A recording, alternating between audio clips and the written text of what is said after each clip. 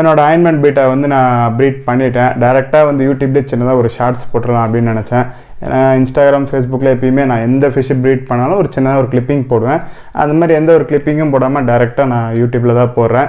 So breed பண்ணிட்டேன். Breeding வந்து success தான். 100க்கும் மேலே வந்து குட்டிங்க வந்திருக்கு. பட் சர்வைவல் ரேட் வந்து எப்படி இருக்குன்றது தெரியலை. புதுசாக வந்து இதில் ஒன்று ட்ரை பண்ணுறேன். ஸோ வினிகரிலுக்கு அப்புறம் வந்து ஸ்ட்ரைட்டாக மொய்னா கொடுக்குறேன். இதுக்கு முன்னாடி வந்து வினிகரியில் ஒரு 2 days வந்து பிரெயின் ஸ்டெம் கொடுத்துட்டு மொய்னா ட்ரை பண்ணேன். பட் இப்போ வந்து வினிகரிலுக்கு அப்புறம் டேரெக்டாக வந்து மொய்னா. அதனால் மேபி ஃப்ரைஸ் வந்து நிறைய இறந்து போகிறதுக்கு சான்சஸ் இருக்குது. அதே மாதிரி இந்த அயன்மெண்ட் பேரை வந்து நான் சேல் பண்ணிட்டேன். இதை வந்து 4000 ரூபா கொடுத்து வாங்கினேன். இதை கையில் வச்சிருக்கப்போ ஒரு அணுகுண்டு வச்சிருக்க மாதிரியே இருக்குது. எப்போ என்ன ஆகுன்றதே தெரியல. அதாவது எதனா பிரச்சனை வந்து இது இறந்துருச்சு அப்படின்னா எனக்கு 4000 நாமம். அதனால் வச்சுக்கிறது கொஞ்சம் பயமாக இருக்குது. ஸோ வாங்கியே ஒரு 20 நாள் தான் இருக்கும். அந்த 20 நாளில் ப்ரீடை எடுத்து இப்போ சேலுமே வந்து இதை பண்ணிட்டேன்.